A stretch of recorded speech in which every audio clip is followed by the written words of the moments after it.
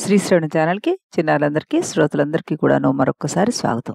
నిన్న మనం రఘువంశంలో శ్రీరాముడు వనవాసంకి వెళ్ళడం, భరతుడు అక్కడికి వచ్చి అన్నగారిని బతిమిలాడడం, ఆయన పాదుకలు మాత్రం ఇచ్చి అతన్ని వెనక్కి పంపడం, అతను నందిగ్రామంలో ఉండి రాజ్యపరిపాలన చేయడం ఇవన్నీ తెలుసుకున్నాం. ఈరోజు ఏం తెలుసుకోబోతున్నామో చూద్దాం. ఒకనాడు కొంచెం బడలిక చెందిన వాడిలా ఉన్న రాముడు తన మహిమతోటి నీడను కదలకుండా చేసి ఒక చెట్టు కింద సీత ఒడిలో శిరం ఉంచి నిద్రించట. అప్పుడు ఇంద్రసంతానమైన కాకి ఒకటి ప్రియుని ఉపభోగపు గుర్తులలో దోషక దృష్టితోటి ఘాతం కావిస్తున్నదా అన్నట్లుగా జానకి పాలిళ్లను గోటితో గాయపరిచింది. వెంటనే సీత మేల్కొల్పగా లేచిన దాశరథి కాకిపై రెల్లు పుల్లను అభిమంత్రించి ప్రయోగించాడు.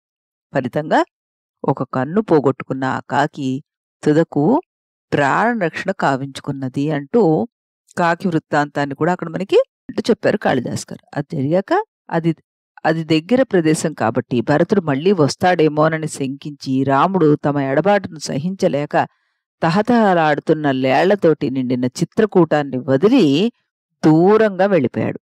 ఆతిథ్యం సమకూరుస్తున్న ఋష్య ఆశ్రమాలలో వార్షిక నక్షత్రాలలో సూర్యునిలాగా నివసిస్తూ అతడు క్రమంగా దక్షిణ దిశ వైపుకి ప్రయాణం కొనసాగించాడు.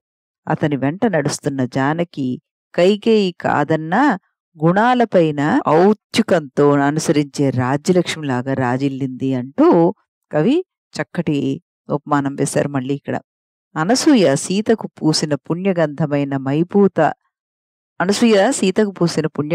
మైపూత తావికి ఆకర్షింపబడి తుమ్మెదలన్నీ అడవి పూలను వదిలి ఆవిడ చెంతకు వచ్చేసాయట. రాహు చంద్రుని నిరోధించినట్లుగా సంజమబ్బుల్లాగా పసుపు మీరిన ఎర్రపు వర్ణం కల్లా విరాధుడనే రాక్షసుడు రావణి త్రోవకి అడ్డుగా నిలబడ్డాడు. లోకశోషకుడైన ఆ ధనుజుడు రామలక్ష్మణుల మధ్య ఉన్న జానకిని శ్రావణ భాద్రపదాల నడుమ వర్షాన్ని వరపు హరించినట్లుగా హరించేశాట. రామలక్ష్మణులు ఆ దైత్యుణ్ణి సంహరించి దుర్గంధంతో ఆశ్రమ ప్రదేశం చెడిపోకుండా భూమిలో పాతిపెట్టేశారు. పిదప రాముడు అగస్త్యుని ఆనతి మేరకు పూర్వస్థితిని పొందిన వింధ్యాద్రిలాగా హద్దుమీరక పంచవటిలో ఉండిపోయాడు అంటూ ఇంకా అక్కడి నుంచి ఆయన ఎక్కడికి కదలలేదు, పంచవటిలోనే ఉన్నారు అంటూ చెప్పుకొచ్చారు. తర్వాత ఏమైంది? అక్కడ రావణి చెల్లెలైన శూర్పణఖ కామపీడితురాలై ఎండ వేడిమికి గురి అయిన భుజంగి చందన తరువును ఆశ్రయించినట్లుగా రాముడి చెంతకు వచ్చింది అన్నారు కాళిదాస్ గారు. సీత సన్నిధిలోనే తన వంశాన్ని పేర్కొని ఆవిడ రాముడి పైన తనకు గల వలపును ప్రకటించేసింది అని చెప్పారు ఆయన. అంటే సీత ఉండగానే నేను ఇష్టపడుతున్నానయ్యా అంటూ కూడా చెప్పిందిట. మేరమీరిన కామినుల కామం సమయానుసమయాలను పరిగణించదు కదా మరి అన్నారు కవిగారు. వృషస్కందుడైన రాముడు ఆ కాముకుని ఇలా అన్నట్ట. అంటే ఆ కాముకితోటి ఇలా అన్నాడు. ఏమని? బాల, నాకు భార్య ఉంది, నా తమ్ముడి చెంతకు వెళ్ళు అని ఆజ్ఞాపించాడు. ముందు పెద్దవాని చెంతకు పోవడం వల్ల లక్ష్మణుడు కూడా ఆవిడ్ని నిరాకరించాడు. ఇరుదరులను ఒరిసిపారే నదిలాగా మళ్ళీ ఆ రాక్షసి రావుడి చెంతకే వచ్చిందిట. ఆవిడ దుస్థితి చూసిన సీత నవ్వింది. గాలి లేకపోవడం వల్ల నిశ్చలమైన సముద్ర జలాలను చంద్రోదయం కలతపరిచినట్లుగా అంతవరకు సౌమ్యాకృతిలో ఉన్న శూర్పణఖలో ఆ నవ్వు సంక్షేమాన్ని కలిగించింది అన్నారు.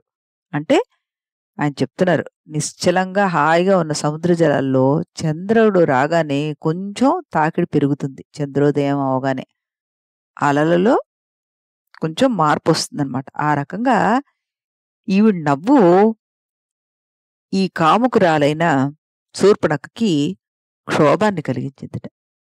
ఈ పరిహాసానికి ఫలం వెంటనే నువ్వు అనుభవిస్తావు. ఇదిగో నన్ను చూడు, నువ్వు చేసిన పని పులిని లేడి అవమానించినట్లే సుమా అంటూ భర్త ఒడిలో భయంతో ఒదిగి ఉన్న సీతను ఉద్దేశించి పలికిన ఆ శూర్పణఖ తన పేరుకు తగిన రూపాన్ని ధరించింది. మొదట కోకిలలాగా మధురంగా పలికిన పిదప నక్కలాగా ఘోరంగా అరుస్తున్న ఆ రక్కసి మాట విని లక్ష్మణుడు అది మాయావిని అని గ్రహించాడు. వెంటనే అతడు తన పర్ణశాలలో ప్రవేశించి వరనుండి కత్తిని తీసి దాని ముక్కు చెవులు కోసి ముందే భీకరంగా ఉన్న దాని వైరూప్యానికి పునరుక్తీకరించాడు. అంతటా ఆకాశానికి ఎగిసిన ఆ రక్కసి వంకర గోళ్లు కలిగి వెదురు బొంగు వలె రక్కసమైన కణుపులతోటి కూడి అంకుశంలాగా ఉన్న వేలును చూపిస్తూ రామలక్ష్మణులిద్దరినీ బెదిరించిందిట. ఏమని? అప్పటి వరకు సౌమ్యంగా ఉంది. చక్కగా అందమైన ఆడపిల్లలా తయారై వచ్చింది. ఈ సీత ఇలా నవ్వేసరికల్లా తన వికృత రూపాన్ని చూపించేసింది. అది చూసి లక్ష్మణుడు దాని ముక్కు చెవులు కోసేశాట. కోసేసేసరికల్లా అది ఇద్దరిని బెదిరించింది. ఆ దుర్మాత్మురాలు జనస్థానానికి వడిగా వెళ్లి రాముడి వల్ల మొదటిసారిగా రాక్షసులకు కలిగిన పరాభవాన్ని ఖరుడు మొదలైన నిశాచరులకు విశదపరిచేసింది. అంటే ఇప్పుడు వెళ్ళి ఆ జనస్థానంలో ఉంది కదా, ఆ ప్లేస్ జనస్థానం అనమాట. అక్కడ కొంచెం దూరంలో ఉంటుంది. ఏది? మన పంచవటికి. అక్కడికి వెళ్ళి అక్కడ కరుడు అన్న 14,000 మంది రాక్షసులున్నారు. వాళ్ళకి చెప్పిందిట, మన్ని అవమానపరచడానికి ఇక్కడికి నరుడు వచ్చారు అంటూ వాళ్ళకందరికీ ఎక్కిచ్చేసింది. వెంటనే ఆ ధనుజులు ఆ రాముడి మీదకి దండెత్తారు. ముక్కు చెవులు తెగిన రక్కసిని ముందు పెట్టుకోవడమే ఆ రాక్షస సైన్యానికి అమంగళమైంది అన్నారు కవి. అంటే వాళ్ళందరూ అమంగళం అయింది అనగానే మనం అర్థం చేసుకోవాలంటే వాళ్ళందరూ రాముడి చేతిలో హతమైపోబోతున్నారు అన్నది. ఆయుధాలు ధరించి గర్వితులై పైకి దూకుతున్న శత్రువులను చూసిన రాముడు సీత రక్షణాభారాన్ని లక్ష్మణునికి, విజయ సాధనా భారాన్ని చాపానికి అప్పగించాడు అన్నారు. రాముడు ఒక్కడే, రాక్షసులు వేల కొలది ప్రోగైపోయారు. కానీ రణరంగంలో ఎంతమంది రాక్షసులు ఉన్నారో అంతమందికి అన్ని రూపాలుగా రాముడు గోచరించాడు. అంటే ఆయన ఒక్క ధనస్సు నుండే ఈ 14,000 మంది రాక్షసుల్ని ఆయన చంపేశాడు. ఒక్కొక్కడికి ఒక్కొక్క రాముడు వచ్చి నిలబడి చంపేశాడా అన్నట్టుగా అంత ఫాస్ట్గా చంపేశాట. సజ్జనుడు దుర్జనులను కావించే దూషణను సహించినట్లే సదాచార సంపన్నుడైన రాముడు దుష్ట నిశాచరులు ముందుకు పంపిన దూషణుడనే రాక్షసుడిని సహించని వాడయ్యాడు. ఖరుడు, దూషణుడు, త్రిశిరుడు అనే ముగ్గురిని దశరథసుతుడు శరప్రయోగంతో నిగ్రహించాడు. అతడు వారిపై క్రమంగా ప్రయోగించినప్పటికీ ఆ బాణాలు ధనస్సు నుండి ఒక్కొమ్మడిగా పైకి ఎగిరినట్లుగా పొడిచాయి. రక్తసిక్తం కాకుండానే దేహాల ఆవలికి దూసుకు వెళ్ళి వాడి ములుకులు ఆ మువ్వురు రక్కసుల ఆయుణ్ణి తాగివేయగా వారి రక్తాన్ని పక్షులన్నీ తాగేసేట. విశాలమైన రాక్షస బలాన్ని రాముని శరాలు తరిగివేశాయి. బండన భూమి వట్టి మొండాలతోటి నిండిపోయిందనమాట. బ్రతికి బయటపడిన వాడు ఒక్కడు కూడా అందులో లేరుట. ఈ రకంగా ఆయన ఇక్కడ ఈ జనస్థానంలో ఎంతమందిని చంపేశాడు? 14,000 మంది రాక్షసుల్ని చంపేస్తే దాంట్లో ముఖ్యులైన వారి కింద మనకి ఎవరిని చెప్పారు? ఒకడు ఖరుడు, దూషణుడు, ఖరదూషణ, త్రిశిరులు అంటూ ఉంటారు కదా, ఈ ముగ్గురిని చంపేశాడు.